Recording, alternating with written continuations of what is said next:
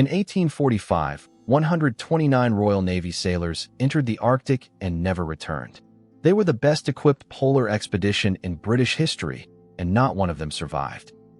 When searchers finally pieced together what had happened, they found evidence that in their final days the survivors had been eating each other. But here is what makes this story truly disturbing. The men may have been slowly going insane long before they ever ran out of food, and the cause was hiding inside every single can they opened. In 1845, Britain's Royal Navy was the most powerful military force on Earth, and it had fixed its ambitions on the Northwest Passage, a sea route through the Canadian Arctic connecting the Atlantic to the Pacific. Whoever controlled that passage controlled global trade. The officer chosen to find it was Sir John Franklin, a 59-year-old captain who had already survived 2 previous Arctic expeditions and was considered one of the Navy's most experienced polar officers. On May 19, 1845, Franklin sailed from Greenhithe, England, commanding 2 specially reinforced warships, HMS Erebus and HMS Terror. Both ships had been fitted with steam engines and iron-plated hulls designed to smash through Arctic pack ice. They carried enough tinned provisions for 3 years. The 129 men aboard expected to return home by the following summer. The last confirmed sighting of the expedition came in late July 1845, when 2 British whaling ships encountered Franklin's vessels near the entrance to Lancaster Sound in Baffin Bay.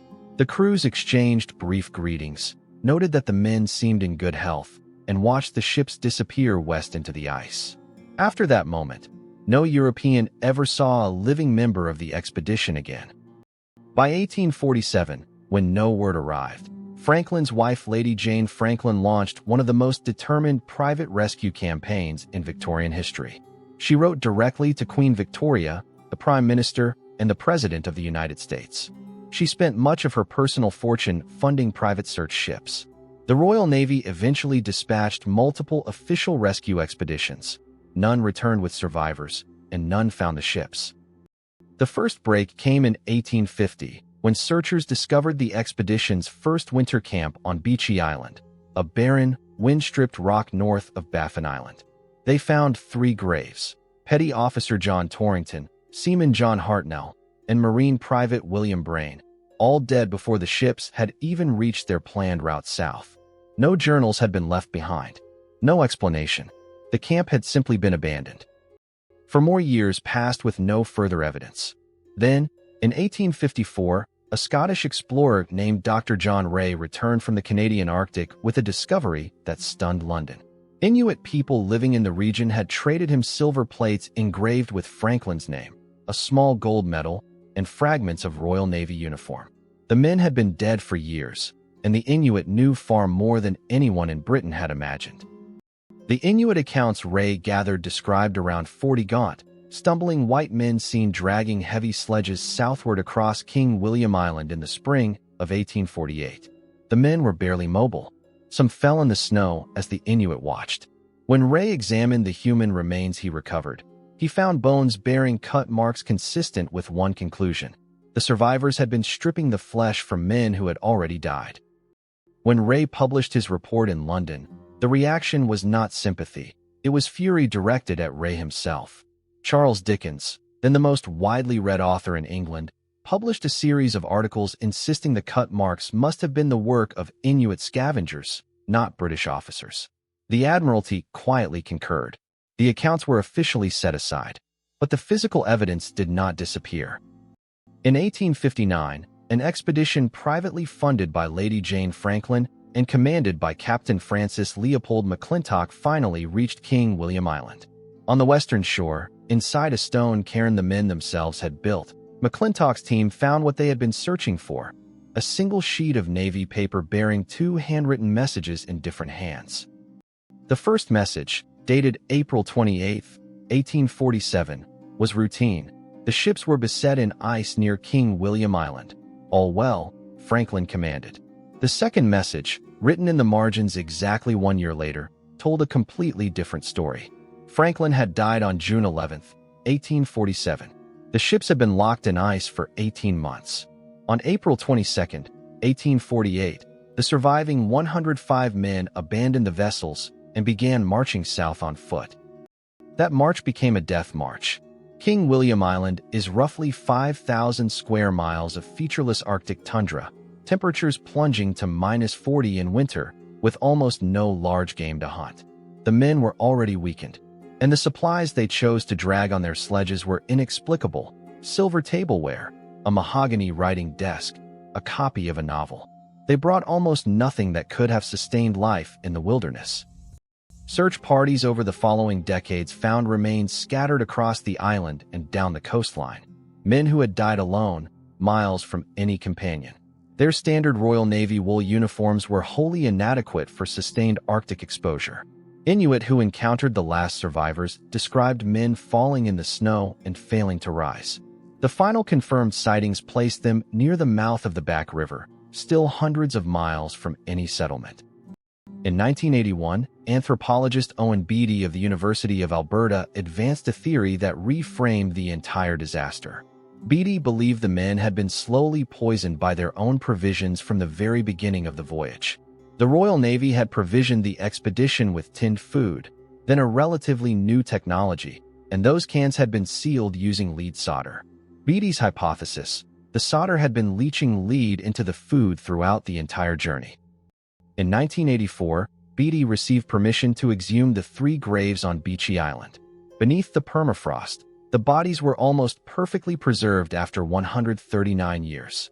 Petty Officer John Torrington, who had died in January 1846 at the age of around 20, still had recognizable facial features and dark hair.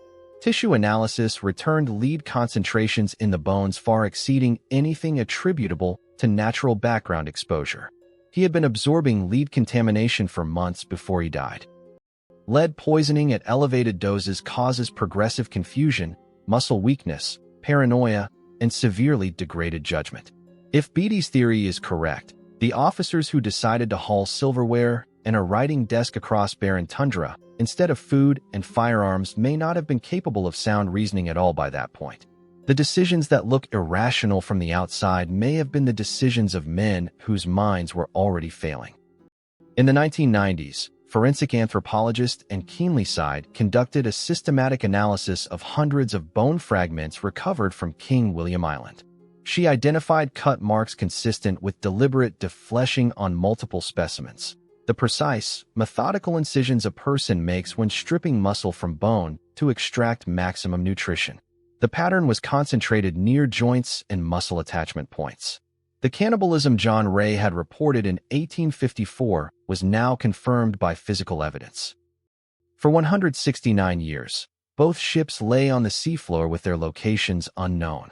Then, in September 2014, a Canadian underwater research team, using sonar equipment, located HMS Erebus in just 11 meters of water off the Adelaide Peninsula, within a short distance of where Inuit oral tradition had long described a ship going down. 2 years later, in 2016, HMS Terror was found in a sheltered bay that searchers had named Terror Bay more than a century before the wreck was discovered there. When divers entered HMS Terror, they found conditions that surprised every researcher on the project. Cabins were largely intact. Furniture remained in place. Medicine bottles still sat on shelves. Most significantly, a lower hatch appeared to have been deliberately sealed from the inside after the ship was supposedly abandoned, raising the possibility that surviving men returned to the vessel and sheltered aboard it well after the official desertion date of April 1848.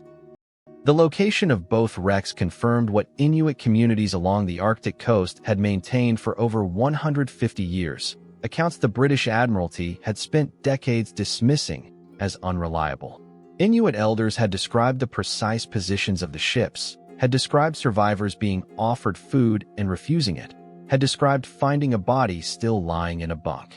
Every major physical detail that archaeology eventually verified was already present in oral histories passed from generation to generation since the 1850s. The one question that still divides historians is why Captain Francis Crozier, who took command after Franklin's death, chose to march south toward the remote Back River rather than northeast toward known Navy supply caches. The Back River route was nearly 1,000 miles from any inhabited settlement. Some historians argue it was a rational choice based on the charts Crozier had.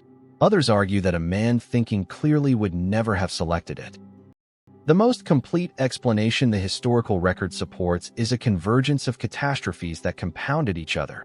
Ships trapped in unusually severe ice 2 seasons running, provisions contaminated with lead from the first weeks of the voyage, scurvy setting in as vitamin supplies depleted, and command decisions made by officers whose judgment may have been quietly failing long before the real emergency began. No single factor killed 129 men. It was every factor arriving at once. Perhaps the most haunting detail in the entire story is this. The Inuit who lived in that same Arctic environment, with no steam engines and no tinned food, had survived every winter the ice could produce for thousands of years. The men who sailed north to conquer the Northwest Passage were not defeated by the wilderness. They were defeated by every technological advantage they brought with them. Divers and researchers continue to explore the wrecks of Erebus and Terror, and new findings are still emerging. Personal items, navigational instruments, preserved organic material that may yet answer questions the paper record cannot. The Franklin expedition file is not closed. What do you think truly sealed the fate of those 129 men? The ice, the lead, the decisions made under pressure, or something no investigation has yet uncovered?